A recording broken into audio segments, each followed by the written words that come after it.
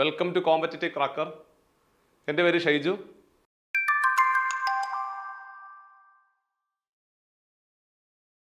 അപ്പോൾ നമ്മൾ ഇന്ന് പുതിയൊരു മാത്സിൻ്റെ ക്ലാസ്സുമായിട്ടാണ് നിങ്ങളുടെ മുമ്പിലേക്ക് വന്നിരിക്കുന്നത്. നമുക്കറിയാം മാത്സിൻ്റെ ക്ലാസ്സുകൾ കുറച്ച് ദിവസങ്ങളായിട്ട് നമ്മൾ പെൻഡിങ് ആയിരുന്നു. പിന്നെ അങ്ങോട്ട് നമ്മൾ ഓരോ ദിവസങ്ങളായിട്ട് മാത്സിൻ്റെ ക്ലാസ്സുകൾ നിങ്ങൾക്ക് പ്രൊവൈഡ് ചെയ്യുവാണ്. സോ പരീക്ഷയെ വളരെ ആത്മവിശ്വാസത്തോടെ നേരിടുവാനും മാത്സ് സാധാരണ എല്ലാ ഉദ്യോഗാർത്ഥികൾക്കും ഒരല്പം ബുദ്ധിമുട്ടുണ്ടാക്കുന്ന ഭാഗമാണ്. ആ പേടികളൊക്കെ മാറുവാൻ വേണ്ടിയിട്ടാണ് നമ്മൾ ഇനിയുള്ള ദിവസങ്ങളിലെ ഓരോ ടോപ്പിക്കുമായിട്ടാണ് നിങ്ങളുടെ മുമ്പിലേക്ക് വരുന്നത്. അപ്പോൾ ആ ഒരു ടോപ്പിക്കുമായിട്ട് ബന്ധപ്പെട്ടുകൊണ്ട് ഒരുപാട് കാര്യങ്ങൾ തുടക്കത്തിൽ ക്ലാസ്സിൽ പറഞ്ഞിട്ട് അതിൻ്റെ രണ്ടാമത്തെ ഭാഗം നമ്മൾ അടുത്ത സെഷനിൽ ഉൾപ്പെടുത്തും. അങ്ങനെ 2-3 ഭാഗങ്ങളായിട്ടാണ് നമ്മൾ ഇനി വീഡിയോസ് ചെയ്യുന്നത്. സോ എല്ലാവർക്കും ഉപകാരപ്പെടും. അപ്പോൾ നിങ്ങൾ ചെയ്യേണ്ടത് നോട്ട് തയ്യാറാക്കുന്ന സമയത്ത്, ഈ വീഡിയോ കണ്ടുകൊണ്ട് നോട്ട് തയ്യാറാക്കുന്ന സമയത്ത് നിങ്ങൾ വൃത്തിയായിട്ട് ഏത് ഡേറ്റിലെ വീഡിയോ ആണോ ആ ഡേറ്റ് കൂടി ഒന്ന് കൃത്യമായിട്ട് നോട്ട് ചെയ്ത് വെച്ചിട്ട് ഈ പറയുന്ന ഓരോ കണ്ടന്റുകൾ ബുക്കിനകത്തേക്ക് ഭംഗിയായിട്ട് എഴുതി പിടിപ്പിക്കുക. വീണ്ടും വീണ്ടും റിവൈസ് ചെയ്യുക. നല്ലൊരു ടോപ്പിക്കാണ്. സ്ഥിരമായിട്ട് പരീക്ഷയ്ക്ക് ചോദിക്കുന്ന ഓരോ പ്രധാനപ്പെട്ട ഭാഗങ്ങൾ മാത്രമാണ് ക്ലാസ്സിൽ പരിചയപ്പെടുത്തുന്നത്. അപ്പോൾ ഇന്ന് നമ്മൾ പഠിക്കാൻ പോകുന്ന ടോപ്പിക് എന്ന് പറഞ്ഞാൽ എക്സ്പോണൻസ് എന്ന് പറയുന്ന ചാപ്റ്ററാണ്. അതായത് മലയാളത്തിലെ നമ്മൾ കൃത്യംഗങ്ങൾ എന്ന് പറയും. സോ എക്സ്പോണൻസുമായിട്ട് ബന്ധപ്പെട്ടുകൊണ്ട് നമ്മളൊരു പരീക്ഷയ്ക്ക് പോകുന്ന സമയത്ത് എന്തൊക്കെ കാര്യങ്ങളാണ് അറിഞ്ഞിരിക്കേണ്ടതെന്ന് ആദ്യമേ പറഞ്ഞിട്ട് ഇതുമായിട്ട് ബന്ധപ്പെട്ടുകൊണ്ട് ഒരു 10-20 ചോദ്യങ്ങൾ അങ്ങോട്ട് ചെയ്ത് പഠിക്കാൻ പോവുകയാണ് നമ്മൾ. ആദ്യ ഭാഗമാണിത്. ഇതിൻ്റെ ബാക്കി നമ്മൾ അടുത്ത ഭാഗത്തിൽ ഉൾപ്പെടുത്തും. അപ്പോൾ കുറേ അധികം ചോദ്യങ്ങൾ ചെയ്ത് പഠിച്ചെങ്കിൽ മാത്രമേ ടോപ്പിക്കിൽ എക്സ്പേർട്ട് ആകാൻ പറ്റത്തുള്ളൂ. അപ്പം വരാൻ പോകുന്ന ഡ്രൈവർ പരീക്ഷകളിലെ മാത്സിൻ്റെ മാർക്ക് വളരെ നിർണായകമായതുകൊണ്ട് ഓരോ ടോപ്പിക്കുകൾ നമ്മൾ സ്ഥിരമായിട്ട് പഠിക്കാൻ പോവുകയാണ്. സോ വീഡിയോയ്ക്ക് അല്പം ഡ്യൂറേഷൻ കൂടുതലാണെങ്കിലും നിങ്ങളുടെ വിലപ്പെട്ട സമയം നിങ്ങൾ ഇത്തരം ക്ലാസ്സുകൾക്ക് വേണ്ടി ഉപകാരപ്പെടുത്തണം. കാരണം മാത്സിൻ്റെ ഒക്കെ ഒരു പ്രത്യേകത എന്ന് പറഞ്ഞു കഴിഞ്ഞാൽ നമുക്ക് അപ്ഡേറ്റുകളില്ല. നമ്മളൊരു ടോപ്പിക്ക് ഭംഗിയായിട്ട് പഠിച്ചു കഴിഞ്ഞാൽ പിന്നെ ചോദ്യങ്ങൾ മാത്രം ചെയ്ത് പഠിച്ചാൽ മതിയാവും. അപ്പം അതുകൊണ്ട് അപ്ഡേറ്റ്സുകൾ ഇല്ലാത്ത മാത്സ്, ഇംഗ്ലീഷ്, മലയാളം വിഷയങ്ങൾക്ക് വലിയ പ്രാധാന്യം കൊടുത്തു വേണം നിങ്ങൾ മുമ്പോട്ട് പോകുവാൻ എന്നോ വീണ്ടും ഞാനെന്ന് ഓർമ്മപ്പെടുത്തിക്കൊണ്ട് നമുക്ക് ഇന്നത്തെ ചാപ്റ്ററിലേക്ക് പോകാം. സോ അപ്പോൾ ഇന്ന് നമ്മൾ പഠിക്കാൻ പോകുന്ന ചാപ്റ്റർ എന്ന് പറഞ്ഞാൽ എക്സ്പോണൻസ് അല്ലെങ്കിൽ കൃത്യംഗങ്ങൾ എന്ന് പറയുന്ന ഭാഗമാണ്.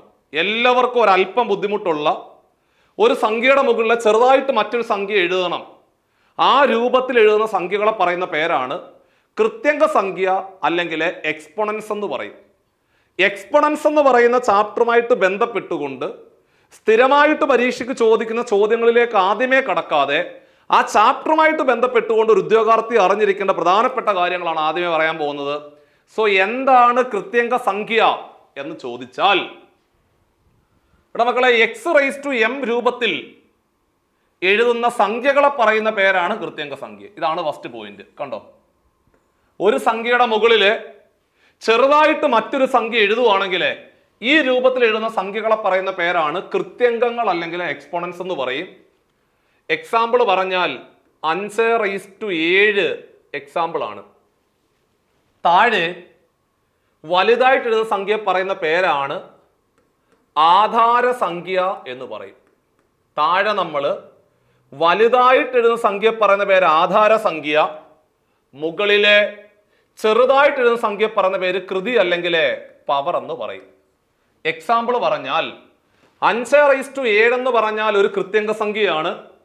5 ആണ് ആധാര സംഖ്യ, 7 ആണ് കൃതി എന്ന് ഓർത്തിരിക്കണം. ഇത്രേ ഉള്ളൂ പരിപാടി. ഇനി അല്ലെങ്കിൽ മറ്റൊരു എക്സാമ്പിൾ പറഞ്ഞാൽ 9⁻4 മറ്റൊരു എക്സാമ്പിളാണ്. 7⁻13 അല്ലെങ്കിൽ 10⁻100 ഇതെല്ലാം കൃത്യംഗ സംഖ്യകൾക്ക് ഉദാഹരണമാണ്. കൃത്യംഗ സംഖ്യകളുമായിട്ട് ബന്ധപ്പെട്ട ചോദ്യമാണ് പഠിക്കാൻ പോകുന്നത്. കൃത്യംഗ സംഖ്യകളുമായിട്ട് ബന്ധപ്പെട്ട ചോദ്യങ്ങൾ ചെയ്തു പഠിക്കണമെങ്കിൽ കൃത്യംഗ നിയമങ്ങൾ അറിഞ്ഞിരിക്കണം. ചില ചുമ്മാ അങ്ങ് നമുക്ക് തോന്നുന്ന പോലെ ചെയ്യാൻ പറ്റത്തില്ല. കൃത്യംഗ നിയമങ്ങൾ നമ്മൾ വൃത്തിയായിട്ട് അറിഞ്ഞിരിക്കണം. അപ്പോൾ എത്ര കൃത്യംഗ നിയമങ്ങളുണ്ടെന്ന് ചോദിച്ചാൽ 8 കൃത്യംഗ നിയമങ്ങളാണ് പഠിക്കാനുള്ളത്. എടാ 8 കൃത്യംഗ നിയമങ്ങൾ ഭംഗിയായിട്ട് പഠിച്ചുകൊണ്ട് വേണം മുമ്പോട്ട് പോകുവാൻ. വളരെ പ്രധാനപ്പെട്ട 8 കൃത്യംഗ നിയമങ്ങളിലെ ഒന്നാമത്തെ കൃത്യംഗ നിയമം എന്ന് പറഞ്ഞാൽ ഒന്നാമത്തെ കൃത്യങ്ക നിയമം എന്ന് പറഞ്ഞാല് നമുക്ക് എല്ലാവർക്കും അറിയാവുന്ന നിയമമാണ് a raised to m into a raised to n is equal to a raised to m plus n അല്ലേ? ഇതാണ് ഒന്നാമത്തെ ലോ എന്ന് പറഞ്ഞാല് a raised to m into എൻ്റെ കൂടെ തന്നെ എഴുതിക്കൂ a raised to m into a raised to n is equal to a raised to m plus n എന്നുള്ളതായിരുന്നു ഒന്നാമത്തെ ലോ. കണ്ടോ? എക്സാമ്പിൾ പറഞ്ഞാൽ 7 raised to 13 into 7 raised to 5 into 7 raised to 4 into 7 raised to 9 വില എത്രയെന്ന് ചോദിച്ചാൽ നിങ്ങൾ അങ്ങോട്ട് പറഞ്ഞു കൊടുക്കണം. രണ്ടോ രണ്ടിലധികമോ കൃത്യങ്ക സംഖ്യകളെ ഗുണിക്കുമ്പോൾ അവയുടെ ആധാര സംഖ്യ സെയിം ആണെങ്കിൽ ആധാര സംഖ്യ സെയിം അല്ലേ? ആണ്. അങ്ങനെ ആധാര സംഖ്യ സെയിം ആണെങ്കിൽ കൃതികൾ കൂട്ടിവെച്ചാൽ മതി. കൃതികൾ കൂട്ടിവെക്കുക എന്ന് ഓർത്തിരുന്നാൽ മതി. അപ്പോൾ കൃതി ഏതാ? കൃതി 9, 4, 5, 13. എടാ കുഞ്ഞുങ്ങളെ 13ഉം 5ഉം കൂടെ കൂട്ടിയാൽ 18. 18 4ഉം 22. 22 9ഉം 31. അപ്പോൾ ഒന്നാമത്തെ ഉത്തരം 7 raised to 31 എന്ന് വരും ആൻസർ. ഇതായിരുന്നു ഒന്നാമത്തെ കൃത്യങ്ക നിയമം. അതായത് രണ്ടോ രണ്ടിലധികമോ കൃത്യങ്ക സംഖ്യകളെ ഗുണിക്കുമ്പോൾ അവയുടെ ആധാര സംഖ്യ സെയിം ആണെങ്കിൽ ആധാര സംഖ്യ അതുപോലെ തന്നെ എഴുതി വെച്ചിട്ട് പവറുകൾ തമ്മിൽ കൂട്ടിവെക്കുക എന്നുള്ളതായിരുന്നു ഒന്നാമത്തെ കൃത്യങ്ക നിയമം. രണ്ടാമത്തെ കൃത്യങ്ക നിയമം എന്ന് പറഞ്ഞാൽ ദാ പിടിച്ചോ, a raised to m divided by a raised to n is equal to a raised to m minus n. അതായത് രണ്ട് കൃത്യങ്ക സംഖ്യകളെ ഹരിക്കുമ്പോൾ അവയുടെ ആധാര സംഖ്യ സെയിം ആണെങ്കിൽ പവറുകൾ തമ്മിൽ കുറയ്ക്കുക. അതായത് 9 raised to 15നെ 9 raised to 8 കൊണ്ട് ഹരിച്ചാൽ ആൻസർ എത്ര എന്ന് ചോദിച്ചാൽ, എടാ 9 raised to 15നെ 9 raised to 8 കൊണ്ട് ഹരിച്ചാൽ ആൻസർ എത്ര എന്നൊരു ചോദ്യം വന്നു കഴിഞ്ഞാൽ രണ്ട് കൃത്യങ്ക സംഖ്യകളുടെ ഹരണമാണ്. ആധാര സംഖ്യ സെയിം ആണെങ്കിൽ പവറുകൾ തമ്മിൽ കുറയ്ക്കുക. 15 8 കുറച്ചാല് 15 8 കുറച്ച 7 ആണ്. അപ്പോൾ ഉത്തരം 9 raised to 7 എന്ന് വരും അതിൻ്റെ ശരിയായിട്ടുള്ള ഉത്തരം. ഇതായിരുന്നു നമ്മുടെ രണ്ടാമത്തെ കൃത്യങ്ക നിയമം.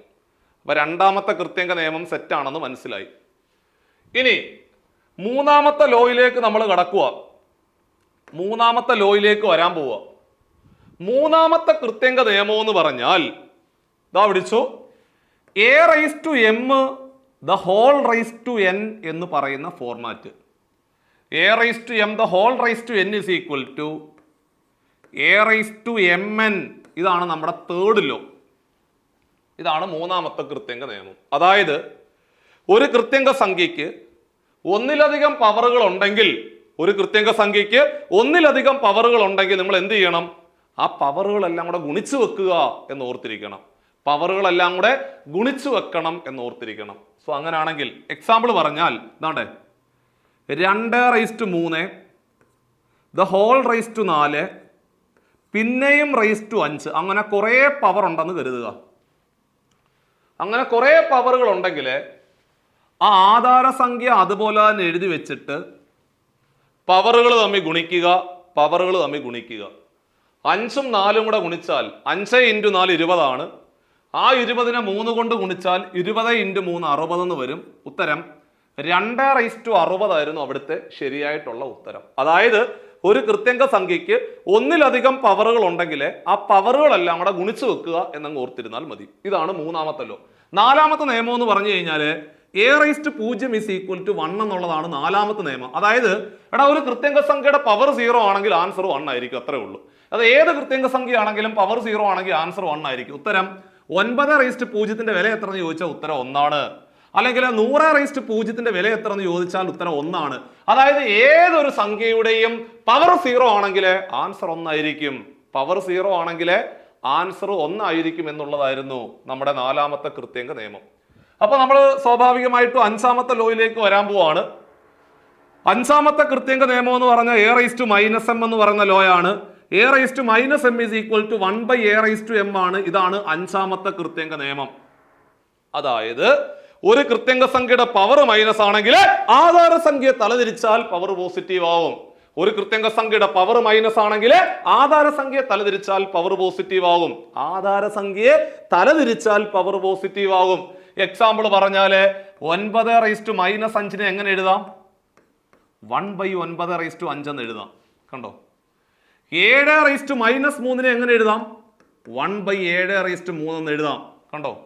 അല്ലെങ്കിൽ 3/5 ദ ഹോൾ റൈസ് ടു -8 എങ്ങനെ എഴുതാം? പറയേ. പവർ മൈനസ് ആണെങ്കിൽ എന്ത് ചെയ്യണം? എടാ പവർ മൈനസ് ആണെങ്കിൽ ആധാരസംഖ്യ തലതിരിക്കുക. ആധാരസംഖ്യ തലതിരിച്ചാലേ പവർ പോസിറ്റീവ് ആവും എന്നുള്ളതാണ് നമ്മുടെ അഞ്ചാമത്തെ കൃത്യങ്ക നിയമം. ഇതെല്ലാം വൃത്തിയായിട്ട് എഴുതി എടുക്കണം, എങ്കിലേ പ്രോബ്ലം ചെയ്ത് അവസാനിപ്പിക്കാൻ പറ്റത്തുള്ളൂ. ആറാമത്തെ കൃത്യങ്ക നിയമം ദാ പിടിച്ചോ. AB the whole raise to m എന്നുള്ളതാണ് ആറാമത്തെ കൃത്യങ്ക നിയമം. AB the whole raised to m is equal to a raised to m into b raised to m ആണ് നമ്മുടെ ആറാമത്തെ കൃത്യങ്ക നിയമം. അതായത് ഒരു കൃത്യങ്ക സംഖ്യ അതിന് ഒന്നിലധികം ആധാര സംഖ്യകൾ ഉണ്ടെങ്കിൽ, ഒരു കൃത്യങ്ക സംഖ്യയ്ക്ക് ഒന്നിലധികം ആധാര സംഖ്യകൾ ഉണ്ടെങ്കിൽ ആ ഓരോ ആധാര സംഖ്യയ്ക്കും അവകാശപ്പെട്ടതാണ് കോമൺ ആയിട്ട് നിൽക്കുന്ന പവർ.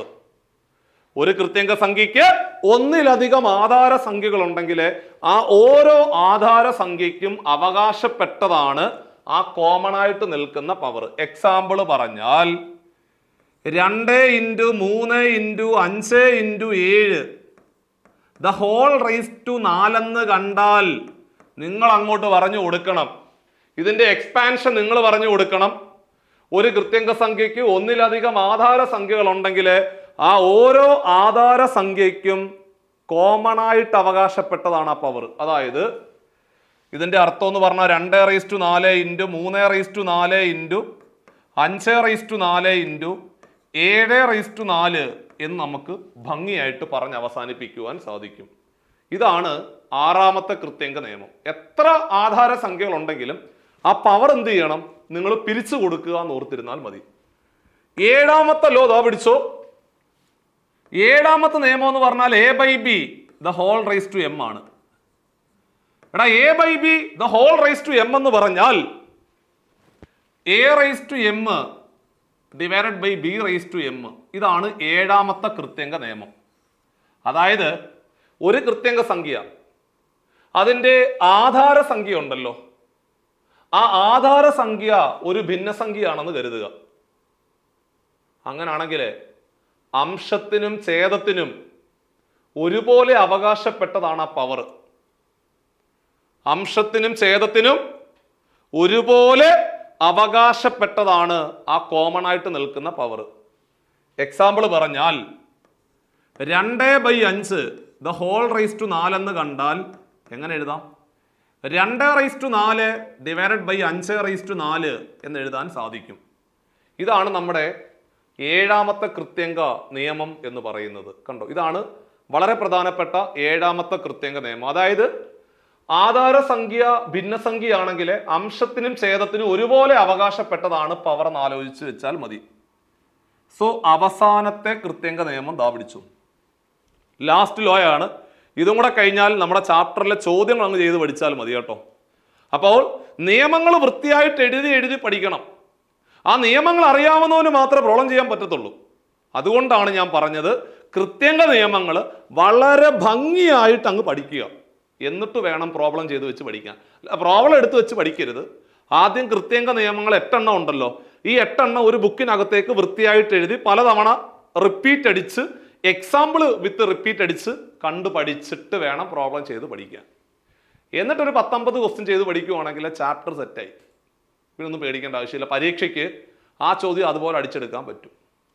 അപ്പോൾ എട്ടാമത്തെ ലാസ്റ്റ് ലോ ദാ പിടിച്ചോ. 2 കൃത്യങ്ക സംഖ്യകൾ തുല്യമാണെന്ന് കരുതുക. എടാ 2 കൃത്യങ്ക സംഖ്യകൾ തുല്യമാണെന്ന് കരുതിക്കോ. മാത്രമല്ല അവയുടെ ബേസ് നമ്പറും സെയിം ആണെങ്കിൽ 2 കൃത്യങ്ക സംഖ്യകൾ തുല്യമാണ്, മാത്രമല്ല അവയുടെ ബേസ് നമ്പറും സെയിം ആണെങ്കിൽ നമുക്ക് പറയാം പവറുകൾ സെയിം ആയിരിക്കും. സോ അങ്ങനെയാണെങ്കിൽ നമുക്ക് പറയാം പവറുകളായ എമ്മും എന്നും തുല്യമായിരിക്കും എന്ന് പറയാം. ഇതാണ് അവസാനത്തെ നിയമം. അതായത് 5x is equal to 5/9 ആണെങ്കിൽ നമുക്ക് പറയാം x is equal to 9 എന്ന് പറയുവാൻ സാധിക്കും. ഇതാണ് നമ്മുടെ 8ാമത്തെ കൃത്യങ്ക നിയമം. 8ാമത്തെ ലോ എന്ന് പറഞ്ഞാൽ രണ്ട് കൃത്യങ്ക സംഖ്യകൾ തുല്യമായിരുന്നു എന്ന് കരുതുക, അവയുടെ ബേസ് നമ്പറും സെയിം ആണെങ്കിൽ പവറുകൾ തുല്യമായിരിക്കും എന്നുള്ള കാര്യം കൺഫേം ആണ്. ഓക്കെ, ഇതാണ് 8ാമത്തെ കൃത്യങ്ക നിയമം. ഇതോടുകൂടി നമ്മുടെ കൃത്യങ്ക നിയമങ്ങൾ എന്ന് പറയുന്ന ഭാഗം അവസാനിച്ചു. ഇനിയാണ് നമ്മൾ ചോദ്യങ്ങൾ ചെയ്ത് പഠിക്കാനുള്ളത്. അപ്പോൾ നമ്മൾ കൃത്യങ്ക നിയമങ്ങളെല്ലാം ഭംഗിയായിട്ട് പഠിച്ചു. ഇനി പ്രോബ്ലങ്ങൾ എങ്ങനെയാണ് പരീക്ഷയ്ക്ക് ചോദിക്കുന്നതെന്ന് ഞാൻ പറഞ്ഞു തരാം. ഒന്നാമത്തെ ചോദ്യം ബോർഡിൽ നോക്കിക്കോ.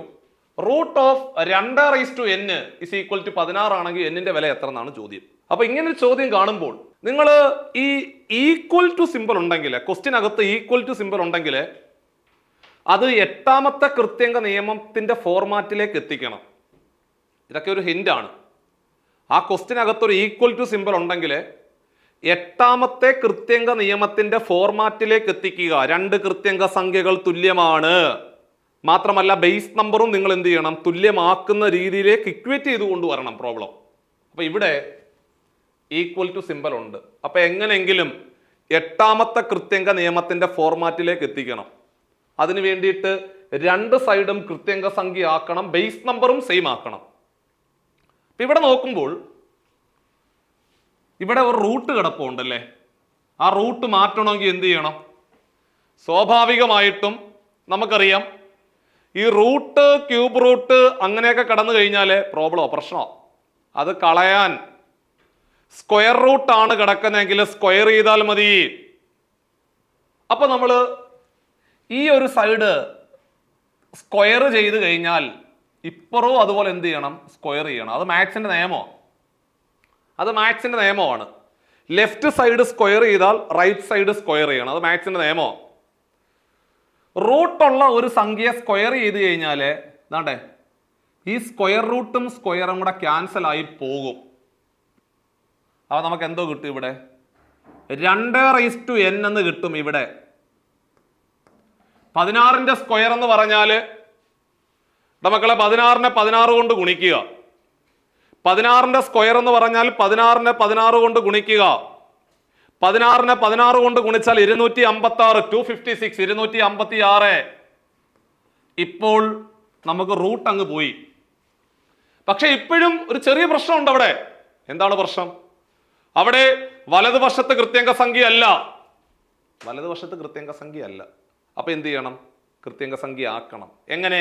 256 എന്ന് പറയുന്നവനെ കൃത്യങ്ക സംഖ്യ ആക്കി മാറ്റണം. എങ്ങനെ മാറ്റും? 256 എന്ന് പറയുന്നവനെ 2ന്റെ പവറിലേക്ക് മാറ്റണം. 2ന്റെ പവറിലേക്ക് മാറ്റണമെങ്കിൽ 2 കൊണ്ട് നിങ്ങൾ താഴോട്ട് ഘടകക്രിയ ചെയ്താൽ മതി, വേറെ പ്രശ്നമൊന്നുമില്ല. 2ന്റെ പവറിലേക്ക് മാറ്റണമെങ്കിൽ 2 കൊണ്ട് താഴോട്ട് ഘടകക്രിയ ചെയ്യണം. 256നെ താഴോട്ട് 2 കൊണ്ട് ഘടകക്രിയ ചെയ്തേ. 2 കൊണ്ട് ഘടകക്രിയ എളുപ്പമാ. എന്താണെന്നറിയോ? 2 കൊണ്ട് ഘടകക്രിയ എന്ന് പറഞ്ഞാൽ പകുതി എടുത്താൽ മതി. 2 കൊണ്ട് ഘടകക്രിയ എളുപ്പം, പകുതി എടുത്ത് പോയാൽ മതി. 256നെ 2 കൊണ്ട് ഹരിച്ചാൽ 128, 128നെ 2 കൊണ്ട് ഹരിച്ചാൽ 64, 64നെ 2 കൊണ്ട് ഹരിച്ചാൽ 32, 32നെ 2 കൊണ്ട് ഹരിച്ചാൽ 16, 16നെ 2 കൊണ്ട് ഹരിച്ചാൽ 8, 8നെ 2 കൊണ്ട് ഹരിച്ചാൽ 4, 4നെ 2 കൊണ്ട് ഹരിച്ചാൽ 2. സോ അങ്ങനെയാണെങ്കിൽ 256 എന്ന് പറയുന്നവനെ നമുക്ക് എങ്ങനെ എഴുതാം? 256 എന്ന് പറയുന്നവനെ 1, 2, 3, 4, 5, 6, 7, 8, അതായത് 2⁸ എന്ന് എഴുതാം. 256നെ 2⁸ എന്ന് എഴുതി വെക്കാൻ സാധിക്കും. ഇനി നിങ്ങൾ നോക്കുക, രണ്ട് കൃത്യങ്ക സംഖ്യകൾ തുല്യമാണ്, മാത്രമല്ല ആധാര സംഖ്യയും തുല്യമാണ്. അങ്ങനാണെങ്കിൽ പവറുകൾ തുല്യമായിരിക്കും. പവറുകൾ തുല്യമായിരിക്കും. n = 8 എന്ന് പറഞ്ഞ് അവസാനിപ്പിക്കാം. ചോദ്യം കഴിഞ്ഞു, ഉത്തരം n = 8. ഇത്രേ ഉള്ളൂ. നിങ്ങളൊന്ന് സ്വന്തമായിട്ടൊന്ന് ട്രൈ ചെയ്ത് നോക്കിയേ. വീഡിയോ പോസ്റ്റ് ചെയ്ത് വെക്കുക, എന്നിട്ട് ചോദ്യം ഒന്നുകൂടി ഒന്ന് എഴുതി വെച്ചിട്ട് നിങ്ങൾക്ക് ഈ ഉത്തരം 8ലേക്ക് എത്താൻ സാധിക്കുന്നുണ്ടോ നോക്കുക. പറ്റുന്നില്ലെങ്കിൽ ഒന്നുകൂടെ കണ്ടു നോക്കുക. അങ്ങനെ പലതവണ റിപ്പീറ്റ് അടിച്ച് കാണുമ്പോഴാണ് ചാപ്റ്റർ പഠിക്കുന്നത്. രണ്ടാമത്തെ ക്വസ്റ്റ്യൻ, ഈക്വൽ ടു സിമ്പൽ ഉള്ളത് കൊണ്ട് 8ാമത്തെ കൃത്യങ്ക നിയമത്തിന്റെ ഫോർമാറ്റിലേക്ക് നമ്മൾ ആ ക്വസ്റ്റ്യനെ എത്തിക്കുക. ഒന്നാമത്തെ ദൗത്യം അതാണ്. ഈ ക്വസ്റ്റ്യൻ കാണുമ്പോഴേ ആലോചിച്ചോണം. എടാ, ലെഫ്റ്റ് സൈഡിലെ കൃത്യങ്ക സംഖ്യയാണ്, റൈറ്റ് സൈഡും കൃത്യങ്ക സംഖ്യ, കുഴപ്പമൊന്നുമില്ല. അപ്പൊ നിങ്ങൾ ശ്രദ്ധിക്കേണ്ട ഒരു കാര്യം എന്ന് പറഞ്ഞു കഴിഞ്ഞാല്, ഇവിടെ 8 ആധാരസംഖ്യ, അവിടെ 2 ആധാരസംഖ്യ. അങ്ങനെ വരാൻ പാടില്ല. രണ്ട് സൈഡും തുല്യമായിരിക്കണം. അപ്പൊ നിങ്ങൾ ചെയ്യേണ്ടത് ഒന്നുകിൽ 8നെ 2 ആക്കണം, 8നെ 2ന്റെ ടേമിലേക്ക് മാറ്റുക, അല്ലെങ്കിൽ 2നെ 8ന്റെ ടേമിലേക്ക് മാറ്റുക. എന്തായാലും 2നെ ഒരിക്കലും 8ന്റെ ടേമിലേക്ക് മാറ്റാൻ പറ്റത്തില്ല. ചെറിയ സംഖ്യ ഒരിക്കലും വലിയ സംഖ്യ ആക്കാൻ പറ്റത്തില്ല. വലുതിനെ ചെറുതാക്കാനേ പറ്റത്തുള്ളൂ. അപ്പോൾ നമ്മൾ പറയും 8 എന്ന് പറയുന്നവനെ 2ന്റെ ടേമിലേക്ക് മാറ്റണം. അതായത് 8 എന്ന് പറയുന്നവൻ 2ന്റെ എത്ര കൃതികൾ ചേരുമ്പോഴാണ് കിട്ടുന്നതെന്ന് ആലോചിക്കണം. അങ്ങനെ പെട്ടെന്ന് മനസ്സിൽ വരുന്നില്ല എന്ന് തന്നെ കരുത്. അവൻ എന്ത് ചെയ്യണം അറിയോ? 8നെ 2 കൊണ്ട് ഹരിക്കുക. 8നെ 2 കൊണ്ട് ഹരിച്ച എത്ര? 4 അല്ലേ? ആ 4നെ വീണ്ടും 2 കൊണ്ട് ഹരിച്ച 2 അല്ലേടാ പിള്ളേരെ?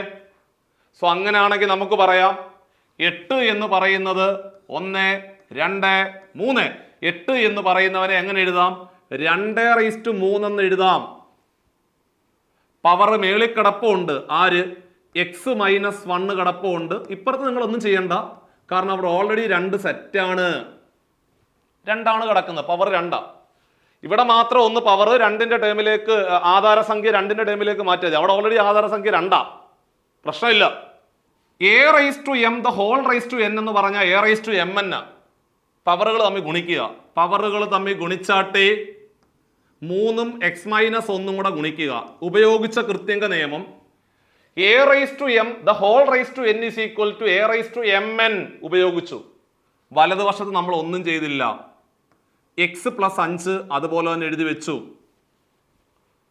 ഇപ്പൊ നിങ്ങൾ നോക്കുക, 2 കൃത്യങ്ക സംഖ്യകൾ തുല്യമാണ്. മാത്രമല്ല അവയുടെ ആധാരസംഖ്യയും സെയിമാ. അങ്ങനാണെങ്കിൽ നമുക്ക് പറയാം പവറുകൾ തുല്യമായിരിക്കും. ഇവിടെ കിടക്കുന്ന പവർ 3 × x-1ഉം അവിടെ കിടക്കുന്ന പവർ x+5ഉം തുല്യമാണെന്നല്ലേ അതിന്റെ അർത്ഥം? ആണ്. ഈ 3 അകത്തോട്ട് ഗുണിച്ചാല് 3 × x 3x മൈനസ് 3 × 1 3. വലതുവശത്ത് x+5 അതുപോലെ തന്നെ എഴുതി വെച്ചു. ഇവിടെ മക്കളെ, അവിടെ കിടക്കുന്ന എക്സിനെ ഇപ്പുറത്ത് കൊണ്ടുവന്നാൽ മൈനസ് ആയി. ഇവിടെ ഓൾറെഡി 3x കിടപ്പുണ്ട്. അവിടെ കിടക്കുന്ന x ഇപ്പുറത്ത് വന്നാൽ -x. 3x -x എന്ന് പറഞ്ഞാല് 2x എന്ന് വരും. 2x. ഈ -3 അപ്പുറത്ത് പോയാൽ +3 ആയി. 5 + 3 8 എന്ന് വരും. 2xന്റെ വില 8 ആണെങ്കിൽ x = 4 എന്ന് വരും. സിമ്പിൾ ആൻസർ 4 എന്ന് വരും. ഇത്രയും ചെയ്താൽ അവസാനിപ്പിച്ചാൽ മതി. ഒന്നും കൂടെ പറഞ്ഞു തരാം. ചോദ്യം കാണുമ്പോൾ ഈക്വൽ ടു സിമ്പൽ ഉള്ളത് കൊണ്ട് 8ാമത്തെ കൃത്യങ്ക നിയമത്തിന്റെ ഫോർമാറ്റിലേക്ക് എത്തിക്കണം എന്ന് മനസ്സിലാക്കണം. എന്നിട്ട് നമ്മൾ നോക്കുമ്പോൾ ഇവിടെ കൃത്യങ്ക സംഖ്യയാണ്, ഇവിടെയും കൃത്യങ്ക സംഖ്യയാണ്. ഓ, സന്തോഷമായി. പക്ഷേ ചെറിയൊരു പ്രശ്നം അവിടെ വന്നു. എന്താണ്? ഇവിടെ 8 അവിടെ 2. എങ്ങനെയെങ്കിലും 8നെ 2 ആക്കണം, അല്ലെങ്കിൽ 2നെ 8 ആക്കണം. 2നെ 8 ആക്കാൻ പറ്റത്തില്ല. കാരണം എന്താ? ചെറിയ സംഖ്യ ഒരിക്കലും വലിയ സംഖ്യയുടെ പവറായിട്ട് എഴുതാൻ പറ്റത്തില്ല. അപ്പൊ നമ്മൾ എന്ത് ചെയ്യണം? 8നെ 2ന്റെ ടേമിലേക്ക് മാറ്റണം. 8 എന്ന് പറയുന്നത് 2ന്റെ ക്യൂബ് ആണെന്ന് എല്ലാവർക്കും അറിയാം. അറിയില്ലെങ്കിൽ ചെയ്തു നോക്കണം. ഇപ്പൊ 2ന്റെ ക്യൂബ് എന്ന് എഴുതി വെച്ചു. ബാക്കി x-1 അതുപോലെ തന്നെ എഴുതി വെച്ചു. വലതുവശം തൊട്ടതേ ഇല്ല. ഇനി a⁻m⁴n എന്ന് പറഞ്ഞാൽ a⁻mn അല്ലേ? അതായത് ഒന്നിലധികം പവറുകൾ ഉണ്ടെങ്കിൽ പവറുകൾ തമ്മിൽ ഗുണിക്കണം എന്ന് പഠിച്ചിട്ടില്ലേ? അങ്ങനെ പവറുകൾ തമ്മിൽ ഗുണിച്ചു. Right side തൊട്ടില്ല. 2 കൃത്യങ്ക സംഖ്യകൾ തുല്യമാണെങ്കിൽ, മാത്രമല്ല ഇവിടെ ആധാരസംഖ്യയും സെയിം ആണെങ്കിൽ പവറുകൾ തുല്യമായിരിക്കും. കണ്ടോ? ഈ പവറും തുല്യമാണ്. അവിടെ നമ്മൾ എക്സും കണ്ടുപിടിച്ചു. ഇത്രയും ചെയ്താൽ മതി. ഇതായിരുന്നു 2ാമത്തെ ചോദ്യം. ദാ പിടിച്ചോ, 3ാമത്തെ ക്വസ്റ്റ്യൻ താണ്ട വന്നു. സിമ്പിൾ ചോദ്യം. എടാ 3/y വില 729 ആണെങ്കിൽ y എത്ര, y എത്ര, y എത്ര, y എത്ര? സിമ്പിൾ ക്വസ്റ്റ്യനാ. ഇത് കാണുമ്പോഴേ അറിയാം ഈക്വൽ ടു സിമ്പിൾ ആയതുകൊണ്ട് പറയാം. എട്ടാമത്തെ കൃത്യംഗ നിയമം. ലെഫ്റ്റ് സൈഡ് കൃത്യംഗ സംഖ്യയാണ്, റൈറ്റ് സൈഡ് എന്താക്കണം? റൈറ്റ് സൈഡിനെ എന്താക്കണം? കൃത്യംഗ സംഖ്യ ആക്കണം. 729 എന്ന് പറയുന്നവനെ കൃത്യംഗ സംഖ്യയാക്കി മാറ്റണം. പക്ഷേ ആധാരസംഖ്യ എന്തായിരിക്കണം? ആധാരസംഖ്യ 3 ആയിരിക്കണം. ആധാരസംഖ്യ 3 ആയിരിക്കണം. പിടിച്ചോ, 729 എന്ന് പറയുന്നവനെ 3 കൊണ്ട് താഴോട്ട് ഘടകക്രിയ ചെയ്യണം. കാരണം എന്താ? 729 എന്ന് പറയുന്ന സംഖ്യ 3ന്റെ എത്ര പവറാണെന്നല്ലേ അറിഞ്ഞിരിക്കേണ്ടത്. 3 കൊണ്ട് ഘടകക്രിയ ചെയ്യണം. 729നെ 3 കൊണ്ട് ഹരിച്ചാൽ 24 3 72 3 9 243 വരും. വീണ്ടും 3 കൊണ്ട് ഹരിച്ചാല് 8 3 24 1 3 3. വീണ്ടും 3 കൊണ്ട് ഹരിച്ചാല് 27 3 81. വീണ്ടും 3 കൊണ്ട് ഹരിച്ചാല് 9 3 27. വീണ്ടും 3 കൊണ്ട് ഹരിച്ചാൽ 3 9. കഴിഞ്ഞു. അതായത് 3/y അതുപോലെ തന്നെ എഴുതി വെച്ചു. 729നെ എങ്ങനെ എഴുതാം? 1 2 3 4 5 6. അതായത് 729 എന്ന് പറയുന്ന സംഖ്യ 3/6 ആണെന്ന് മനസ്സിലായി. ഇപ്പൊ നോക്കിക്കേ, 2 കൃത്യംഗ സംഖ്യകൾ തുല്യമാണ്. മാത്രമല്ല അവയുടെ ആധാര സംഖ്യയും തുല്യമാണ്. അങ്ങനാണെങ്കിൽ പവറുകൾ തുല്യമായിരിക്കും. സോ ഇവിടെ കിടക്കുന്ന പവറായ വൈയും അവിടെ കിടക്കുന്ന പവറായ 6ഉം തുല്യമായിരിക്കും എന്ന് പറയാം. ഉത്തരം y is equal to 6 എന്ന് വരും ആൻസർ. ഇങ്ങനെയാണ് നിങ്ങൾ ചെയ്ത് പഠിക്കേണ്ടത്. അപ്പൊ നമ്മുടെ ഈ ഒരു സെഷനിലെ നമ്മൾ ഒരുപാട് ചോദ്യങ്ങൾ ചെയ്ത് പഠിക്കുന്നില്ല. ഇപ്പോൾ ഒരു 4 ചോദ്യങ്ങളായിട്ടുണ്ട്. ഈ ഒരു വീഡിയോ നല്ല അടിപൊളിയായിട്ട് നിങ്ങൾ നോട്ട് എഴുതി തയ്യാറാക്കുക. ഇത് നമ്മുടെ എക്സ്പോണൻസ് എന്ന് പറയുന്ന ചാപ്റ്ററിന്റെ ആദ്യ ക്ലാസ് ആണ്. ഇതിന്റെ രണ്ടാമത്തെ ഭാഗം നമ്മൾ അടുത്ത പോർഷനിൽ ഉൾപ്പെടുത്തുന്നുണ്ട്. ഒരുപാട് ഉപകാരപ്പെടും. നിങ്ങൾ ചെയ്യേണ്ടത് എല്ലാ ഗ്രൂപ്പുകളിലും നിങ്ങൾ ഷെയർ ചെയ്ത് കൊടുക്കുക, എഴുതി പഠിക്കുക. ഇതിന്റെ ഒരു തുടർച്ചയായിട്ടുള്ള ക്ലാസ്സുകൾ പിന്നെ നമ്മൾ വന്നുകൊണ്ടിരിക്കുകയാണ്. അപ്പോൾ എക്സ്പോണൻസ് എന്ന് പറയുന്ന ചാപ്റ്ററുമായിട്ട് ബന്ധപ്പെട്ടുകൊണ്ടുള്ള ആദ്യ ക്ലാസ് ആണ് നമ്മളിവിടെ ചെയ്ത് നിർത്തുന്നത്. അപ്പോൾ നമ്മൾ വരാൻ പോകുന്ന നമ്മുടെ ഡ്രൈവർ പരീക്ഷകൾ, അതിന് വേണ്ടിയിട്ടുള്ള മാത്സിൻ്റെ ഒരു ക്ലാസ് ആണ് നിങ്ങൾക്ക് വേണ്ടി പ്രൊവൈഡ് ചെയ്തത്. എല്ലാവർക്കും ഉപകാരപ്പെട്ടെന്ന് ഞാൻ വിശ്വസിക്കുകയാണ്. അതായത് നമ്മുടെ കൃത്യംഗ സംഖ്യകൾ എന്ന് പറയുന്ന ചാപ്റ്ററുമായിട്ട് ബന്ധപ്പെട്ടുകൊണ്ടുള്ള വളരെ പ്രധാനപ്പെട്ട കൃത്യംഗ നിയമങ്ങളും അതുമായിട്ട് ബന്ധപ്പെട്ടുകൊണ്ട് ഒരു 4 ചോദ്യങ്ങളുമാണ് നമ്മൾ ക്ലാസ്സിൽ പരിചയപ്പെടുത്തിയത്. കൃത്യമായിട്ട് നോട്ട് എഴുതി നിങ്ങൾ ഭംഗിയായിട്ട് മുമ്പോട്ട് പോകണമെന്ന് ഓർമ്മപ്പെടുത്തുവാണ്. വളരെ പ്രധാനപ്പെട്ട മറ്റൊരു ഇൻഫർമേഷൻ എന്ന് പറഞ്ഞു കഴിഞ്ഞാൽ, നിങ്ങളുടെ ഒരുപാട് ഡ്രൈവർ സുഹൃത്തുക്കളുടെ ആവശ്യപ്രകാരം പുതിയ ബാച്ചുകൾ സ്റ്റാർട്ട് ചെയ്യണമെന്ന് പറഞ്ഞിട്ടുണ്ടായിരുന്നു. കാരണം ഒന്നും അറിയാത്ത ഒരുപാട് പേരുണ്ട്. അത്യാവശ്യം കാര്യങ്ങൾ അറിയാവുന്നവർക്ക് റിവിഷൻ നടത്താൻ കൂടി ഉപകാരപ്പെടുന്ന രീതിയിലും ഏറ്റവും പ്രധാനപ്പെട്ട ടോപ്പിക്കുകൾ മാത്രം ഈ വൈകിയ വേളയിൽ പഠിക്കുന്ന രീതിയിലുമൊക്കെ ഒരു ബാച്ച് സ്റ്റാർട്ട് ചെയ്യണം എന്നൊക്കെ പറഞ്ഞതിൻ്റെ അഭിപ്രായത്തിലാണ് നമ്മൾ പുതിയ ബാച്ചിലേക്ക് പോകുന്നത്. സോ പുതിയ ബാച്ച് ഡ്രൈവറിൻ്റെ പുതിയ ബാച്ചാണ്. 60 ദിവസത്തെ ക്രാഷ് പ്രോഗ്രാമാണ് നമ്മൾ സ്റ്റാർട്ട് ചെയ്യാൻ പോകുന്നത്. വരാൻ പോകുന്നത് നമ്മുടെ ഫയർമാൻ CPO ഡ്രൈവർ പരീക്ഷകൾക്കെല്ലാം ഉപകാരപ്പെടുന്ന രീതിയിലുള്ള ഒരു ബാച്ചാണ്. സിലബസിൻ്റെ തുടക്കം മുതൽ അവസാനം വരെയുള്ള ഭാഗങ്ങൾ, ഏറ്റവും പ്രധാനപ്പെട്ട കാര്യങ്ങൾ മാത്രം ലൈവ് ക്ലാസ്സുകളും റെക്കോർഡ് ക്ലാസ്സുകളും PDF നോട്ടുകളും ഒക്കെ ഉൾപ്പെടെ, അതുപോലെ ഡെയിലി എക്സാമുകളും ഒക്കെ ഉൾപ്പെടെയുള്ള ഒരു കംപ്ലീറ്റ് മെൻറ്റർഷിപ്പോട് കൂടിയുള്ള ഒരു ബാച്ചാണ് സ്റ്റാർട്ട് ചെയ്യുന്നത്. തുടക്കക്കാർക്ക് എല്ലാവർക്കും ഉപകാരപ്പെടും. ക്രാഷ് ബാച്ചാണ്. ഏറ്റവും പ്രധാനപ്പെട്ട കാര്യങ്ങൾ മാത്രമേ പഠിപ്പിക്കുന്നുള്ളൂ. സോ ആ ഒരു ബാച്ചിലേക്ക് അഡ്മിഷൻ എടുക്കുവാൻ നിങ്ങൾക്ക് ബോർഡ് നമ്പറിൽ കോൺടാക്ട് ചെയ്യാവുന്നതാണ്. വളരെയധികം റിസൾട്ടുകൾ ഉണ്ടാക്കിയെടുക്കാൻ സാധിക്കുന്ന ചെറിയ സമയത്തിനുള്ളിലെ ഏറ്റവും പ്രധാനപ്പെട്ട കാര്യങ്ങൾ എന്തൊക്കെയാണ് പഠിക്കേണ്ടതെന്ന് കൃത്യമായിട്ട് നിങ്ങൾക്ക് അവിടെ മെൻറ്റർ പറഞ്ഞു തരും. ആ രീതിയിലാണ് നിങ്ങൾ മുമ്പോട്ട് പോകേണ്ടത്. സ്ഥിരമായിട്ട് പിന്നെ അധ്യാപകരുടെ ലൈവ് ക്ലാസ്സുകൾ ഉണ്ടാവും, റെക്കോർഡ് ക്ലാസ്സുകൾ ഉണ്ടാവും. ഈ സാധ്യതകളെല്ലാം പരമാവധി പ്രയോജനപ്പെടുത്തിക്കൊണ്ട് ഇത്തവണത്തെ നമ്മുടെ ഡ്രൈവർ പരീക്ഷ നമുക്ക് അടിച്ചെടുക്കുവാൻ സാധിക്കും. സോ പ്രതീക്ഷയോടുകൂടി നിങ്ങൾ മുമ്പോട്ട് പോകുക. വലിയ പ്രതീക്ഷയാണ് നമ്മൾ 2025 വെച്ചിരിക്കുന്നത്. സോ ഈ പ്രതീക്ഷകളെല്ലാം പൂവണിയുന്ന രീതിയിലുള്ള പ്രിപ്പറേഷൻസുമായിട്ടാണ് നിങ്ങൾ ബന്ധപ്പെട്ടുകൊണ്ട് മുമ്പോട്ട് പോകേണ്ടത്. നിങ്ങളുടെ തിരക്കുകൾക്കിടയിലും പഠനത്തിന് വേണ്ടി ഒരു ചെറിയ സമയം മാറ്റി വെച്ചുകൊണ്ട് ഒരു മെൻറ്റർ സപ്പോർട്ടോടു കൂടി നിങ്ങൾ മുമ്പോട്ട് പോകുവാൻ കൂടി ശ്രമിക്കുക. സോ നിങ്ങളുടെ എല്ലാ സജഷൻസും തീർച്ചയായിട്ടും വീഡിയോയ്ക്ക് താഴെ കമൻറ്റ് ചെയ്യുക. ഉപകാരപ്പെട്ടു എന്ന് നിങ്ങൾക്ക് തോന്നുന്നുണ്ടെങ്കിൽ തീർച്ചയായിട്ടും മറ്റുള്ള ഗ്രൂപ്പുകളിലേക്ക് ഷെയർ എത്തിക്കുക. വീഡിയോ ആദ്യമായിട്ടാണ് കാണുന്നതെങ്കിൽ സബ്സ്ക്രൈബ് ചെയ്യാൻ മറന്നു പോകരുത്. അതുപോലെ തന്നെ നിങ്ങളുടെ എല്ലാ സജഷൻസും, നിങ്ങൾക്ക് വേണ്ട കാര്യങ്ങളും എല്ലാം, എന്ത് ടോപ്പിക്കാണ് അടുത്തായിട്ട് എടുക്കേണ്ടത്, അടുത്ത ഭാഗം എന്തായാലും ഇതിൻ്റെ ബാക്കിയാണ്. അതിനടുത്ത ക്ലാസ്സുകൾ നിങ്ങൾ എന്തൊക്കെയാണ് പ്രതീക്ഷിക്കുന്നത് എന്നുള്ള കാര്യങ്ങളെല്ലാം നിങ്ങൾ കമൻറ്റ് ചെയ്യുക. സോ നിങ്ങളുടെ കമൻറ്റ്സ് അനുസരിച്ച് നമ്മൾ വീഡിയോ അപ്ലോഡ് ചെയ്തുകൊണ്ടേ ഇരിക്കുന്നതാണ്. എല്ലാ സാധ്യതകളും പരമാവധി പ്രയോജനപ്പെടുത്തിക്കൊണ്ട് മുമ്പോട്ട് പോവുക. 2025 എന്ന് പറയുന്ന വർഷം ജീവിതത്തിലെ വലിയ നേട്ടങ്ങൾ ഉണ്ടാക്കട്ടെ എന്ന് ആത്മാർത്ഥമായിട്ട് പ്രാർത്ഥിച്ചുകൊണ്ട് അടുത്ത സെഷന് വീണ്ടും കാണാം. ബൈ.